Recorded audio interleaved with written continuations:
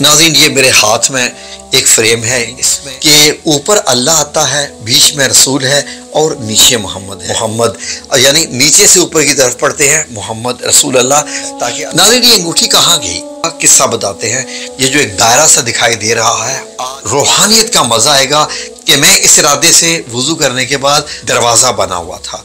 तो वो फरमाते हैं, तो आगे देखिए नाज़रीन, जैसे कुएं की दीवार पर बैठकर कि इतने में दस्तक हुई, मैं नबी करीम सल्लल्लाहु अलैहि वसल्लम से इजाजत ले गया। आपको जन्नत की बिशारत दी है। एक मुसीबत पर सामने वाली जगह पर कुएं पर बैठ गए।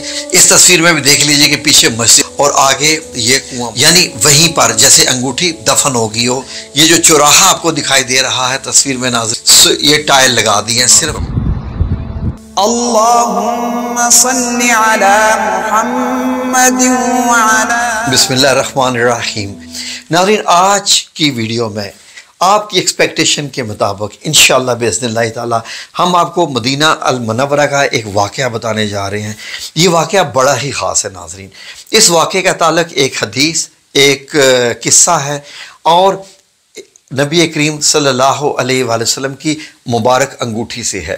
नाज़रीन, आपको मालूम है कि नबी करीम सल्लल्लाहु अलैहि वसल्लम ने एक अंगूठी तैयार करवाई थी। जब आप सल्लल्लाहु अलैहि वसल्लम ने इरादा इरशाद फरमाया कि मुख्तलिफ बादशाहों को खतूत लिखे जाए और इस्लाम की दावत दी जाए, सहाबा किराम ने अर्ज़ किया, या रसूल अल्लाह, जो बादशाह हैं वो किसी खत को कबूल नहीं फरमाते जब तक उसके ऊपर मोहर न लगी हो। तो आप सल्लल्लाहु अलैहि वसल्लम ने एक चांदी की अंगूठी तैयार करवाई थी। उस चांदी की अंगूठी पे मोहर बनाई थी और उस अंगूठी के ऊपर क्या लिखा हुआ था? जी नाज़रीन, ज़रा गौर से देखिए। नाज़रीन, ये मेरे हाथ में एक फ्रेम है, इसमें आपको एक नक्श दिखाई दे रहा है। ये नक्श उस अंगूठी का है। इस नक्श पे 3 नाम लिखे हुए हैं, मोहम्मद रसूल अल्लाह। लेकिन आप ये देख रहे होंगे नाज़रीन कि ऊपर अल्लाह आता है, बीच में रसूल है और नीचे मोहम्मद है। जबकि नाम की तरतीब से तो मोहम्मद रसूल अल्लाह, ऊपर मोहम्मद आता है। नाज़रीन, जब ये अंगूठी तैयार हो रही थी तो नबी करीम सल्लल्लाहु अलैहि वसल्लम ने ये अच्छा नहीं समझा, इसको पसंद नहीं फरमाया कि अल्लाह के नाम के ऊपर आपका नाम आए। तो आपने ऊपर अल्लाह का नाम रखा, नीचे रसूल और सबसे नीचे मोहम्मद, यानी नीचे से ऊपर की तरफ पढ़ते हैं मोहम्मद रसूल अल्लाह, ताकि अल्लाह का नाम ऊपर है। 1-2 खतूत भी हैं जिनका मैं आपको ये स्क्रीनशॉट दिखा रहा हूँ, जो कि आप सल्लल्लाहु अलैहि वसल्लम के लिखवाए हुए खतूत हैं बादशाहों को। उन पे आपको इस अंगूठी का नक्श मिलता है। नाज़रीन, ये अंगूठी कहाँ गई, ये अंगूठी किधर गई? अंगूठी हो रसूलुल्लाह सल्लल्लाहु अलैहि वसल्लम की और वो गायब हो जाए, कहीं चली जाए, खो जाए, कहाँ गई आखिरकार? उस अंगूठी की तो जाहिर है कि बहुत हिफाजत होनी चाहिए थी। आए आपको इस अंगूठी का किस्सा बताते हैं कि ये अंगूठी कहाँ गई। इसके लिए नाज़रीन हमें एक कुएँ का जिक्र करना पड़ेगा, जिस कुएँ का नाम है बैर अरीस। बैर अरीस नाज़रीन, मस्जिद कुबा के बाहर की जानब एक कुआं हुआ करता था नाज़रीन। जी नाज़रीन, मस्जिद कुबा के बाहर ये जो आपको टाइल्स के अंदर ये जो एक दायरा सा दिखाई दे रहा है, आज अगर आप जाते हैं 2025 में, तो नाज़रीन ये दायरा ये बताता है कि यहाँ पर कुआं हुआ करता था। जी नाज़रीन, उस कुएं का नाम था बैर अरीस। अरीस एक यहूदी का नाम था जिसका ये कुआं था। उसके बाद इस कुएं का नाम बैर नबी पड़ा और फिर बैर ख़ातिम भी पड़ा। बैर अल ख़ातिम यानी ख़ातिम किस चीज़ को कहते हैं? जी नाज़रीन, मोहर को, यानी जो मोहर लगती है अंगूठी, क्योंकि अब वो अंगूठी आपकी मोहर थी जो आप ख़तों पे लगाते थे, तो इसलिए इसका नाम बैर ख़ातिम पड़ गया। तो नाज़रीन, इस कुएं में ये बैर ख़ातिम क्यों पड़ा? क्या अंगूठी का इस कुएं का क्या ताल्लुक़ है? आए आपको आगे वीडियो में बताते हैं। ज़रा गौर से सुनिए, हमारे साथ ही रहिए। आज आपको रूहानियत का मज़ा आएगा कि इस्लामी किस्से सुनने में कितना लुत्फ़ है। जी नाज़रीन, आप ज़रा गौर से ये हदीस सुनिए, वाक़या सुनिए। ये हदीस मरवी है हज़रत अबू मूसा अशरी रज़ी अल्लाह अन्हो से।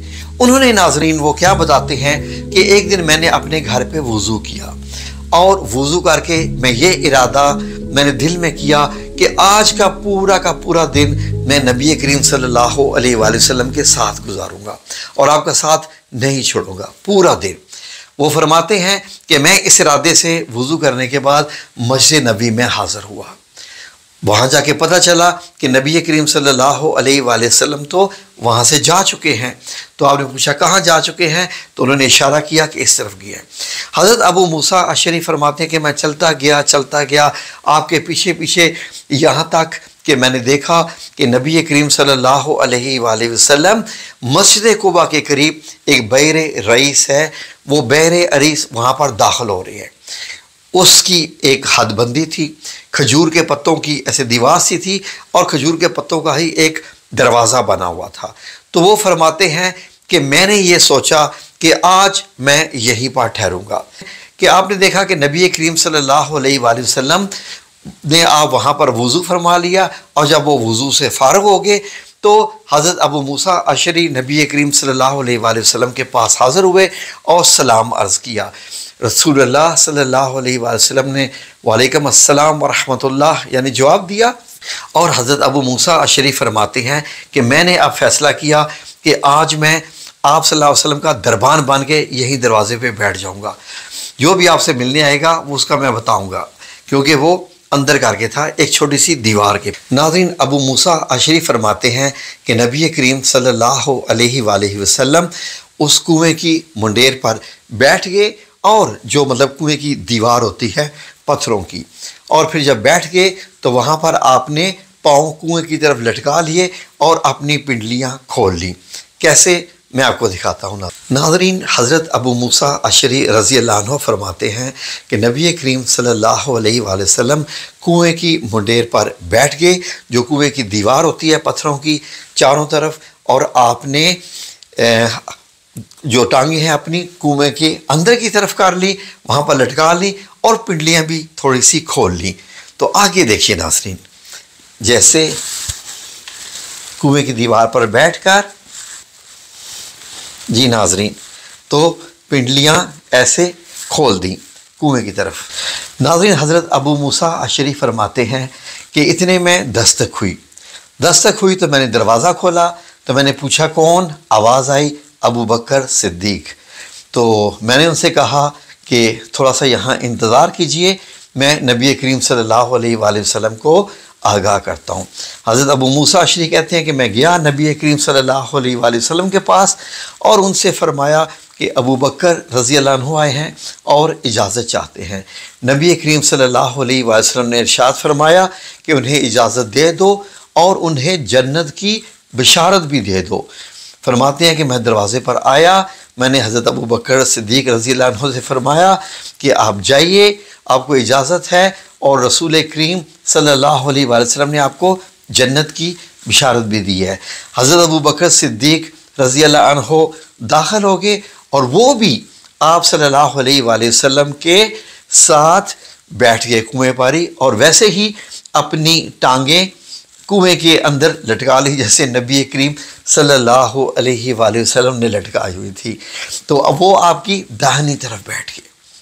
हज़रत अबू मूसा अशरी फरमाते हैं कि अब मैं वापस आ गया, फिर दरवाज़े पर बैठ गया, दस्तक हुई और दस्तक के बाद मैंने जब दरवाज़ा खोला तो मैंने पूछा कौन, आवाज़ आई उमर बिन ख़त्ताब।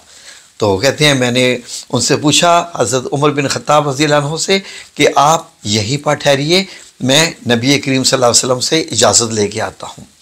तो फिर मैंने हज़रत सल्लल्लाहु अलैहि वसल्लम को जाकर बताया कि उमर बिन ख़त्ताब आए हैं, इजाज़त चाहते हैं। आप सल्लल्लाहु अलैहि वसल्लम ने इरशाद फरमाया कि उनको आने की इजाज़त है और उनको जन्नत की बिशारत दे दो।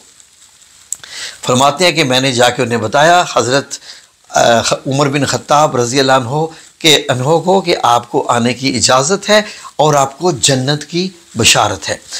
हज़रत उमर बिन ख़त्ताब रज़ी अल्लाह अन्हु भी तशरीफ़ लाए और उसी कुएँ पर वैसे ही कुएँ के अंदर टांगें लटका कर नबी करीम सल्लल्लाहु अलैहि वसल्लम की तरह बाएं तरफ होकर बैठ गए और पिंडलियों को खोल दिया।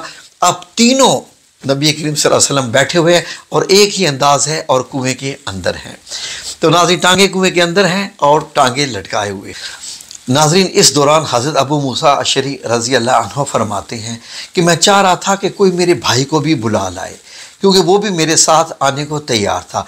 काश कि कोई जाए और मेरे भाई को बुला ले। इतने में दरवाजे पे दस्तक हुई और हज़रत अबू मूसा अशरी दरवाजे पर पहुँचे और पूछा कौन? आवाज़ आई उस्मान बिन अफ़्फ़ान रज़ी अल्लाह अन्हो। तो नाज़रीन, हज़रत अबू मूसा अशरी ने फरमाया कि आप इंतज़ार कीजिए, मैं नबी करीम सल्लल्लाहु अलैहि वसल्लम को आगाह करता हूँ।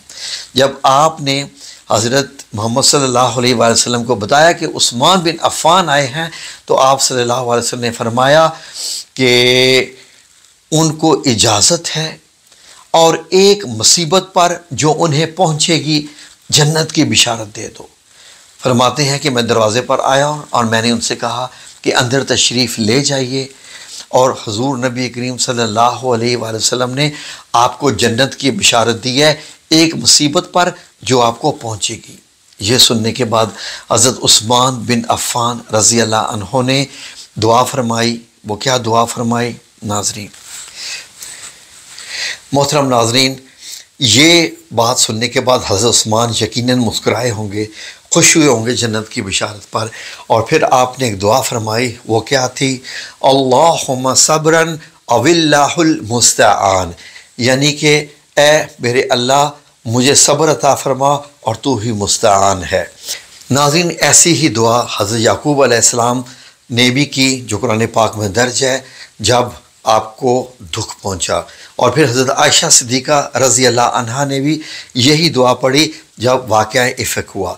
तो नाज़रीन, अब क्या हुआ कि हज़रत उस्मान रज़ी अल्लाह अन्हो जो है वो दाखिल हुए, और दाखिल होने के बाद जब देखा कि कुएँ की एक तरफ तीनों आप सल्लल्लाहु अलैहि वसल्लम, हज़रत उमर बिन ख़त्ताब और हज़रत अबू बकर सिद्दीक़ बैठे हुए हैं, और अब चौथे की जगह नहीं थी, तो आप उनके सामने वाली जगह पर कुएँ पर बैठ गए, जो कुएँ के सामने वाली जगह है। तो नाज़रीन वहीं पर बैठे रहे। तो नाज़रीन, बात अंगूठी की हो रही थी। तो अब यह है कि ये अंगूठी जिस पे मोहम्मद रसूलुल्लाह सल्लल्लाहु अलैहि वसल्लम लिखा हुआ था, आप सल्लल्लाहु अलैहि वसल्लम ने दुनिया से पर्दा फरमाने से पहले ये अंगूठी हज़रत आयशा सिद्दीक़ा रज़ी अल्लाह अन्हा के सुपुर्द कर दी थी।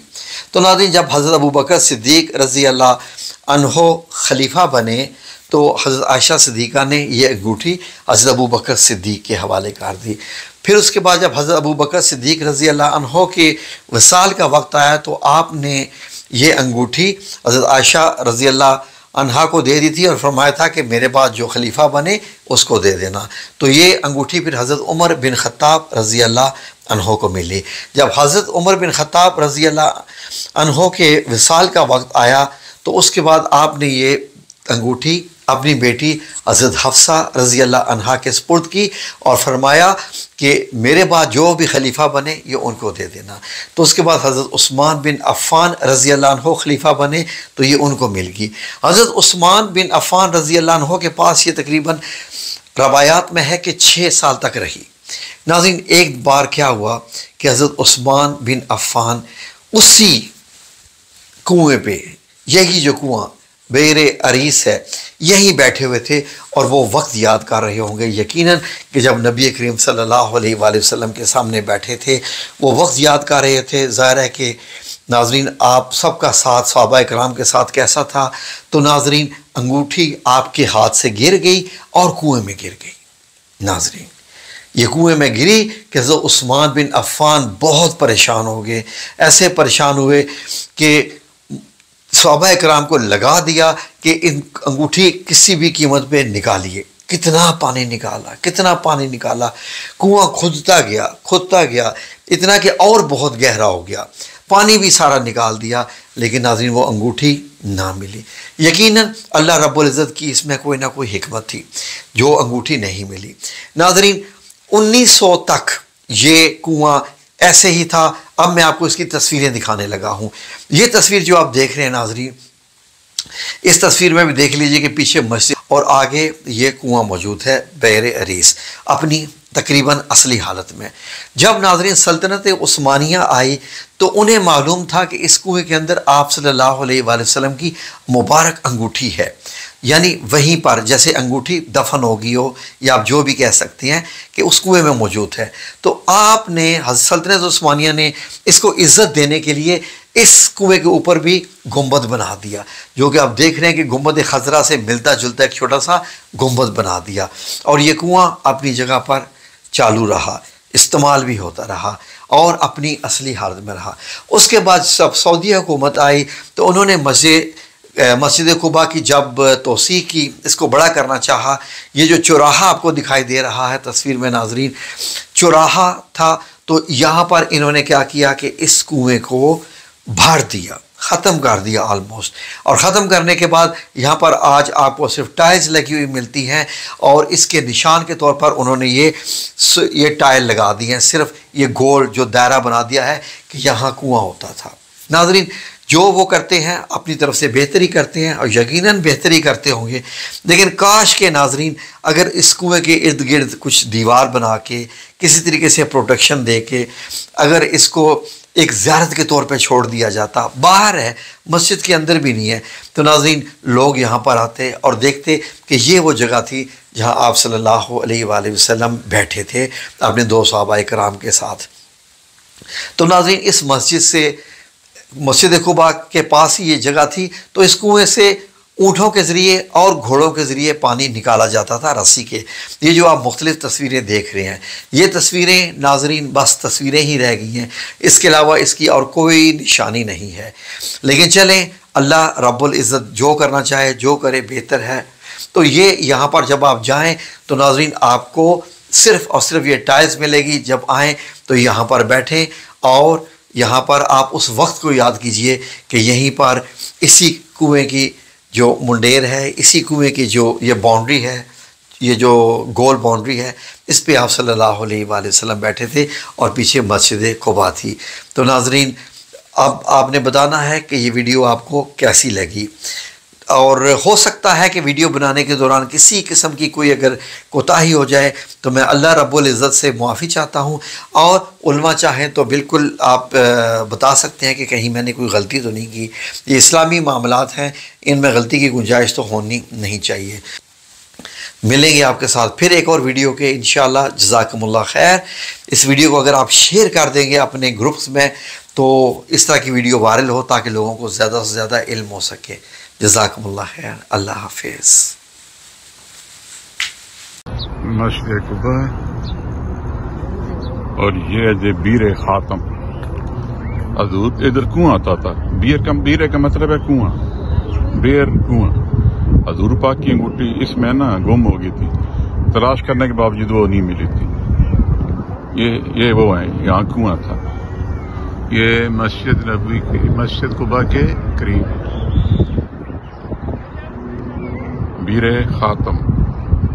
अल्लाहुम्मा सल्लि अला मुहम्मद व अला आलि मुहम्मद कमा सल्लैता अला इब्राहीम व अला आलि इब्राहीम इन्नका हमीदुम मजीद। अल्लाहुम्मा बारिक अला मुहम्मद व अला आलि मुहम्मद कमा बारकता अला इब्राहीम व अला आलि इब्राहीम इन्नका हमीदुम मजीद।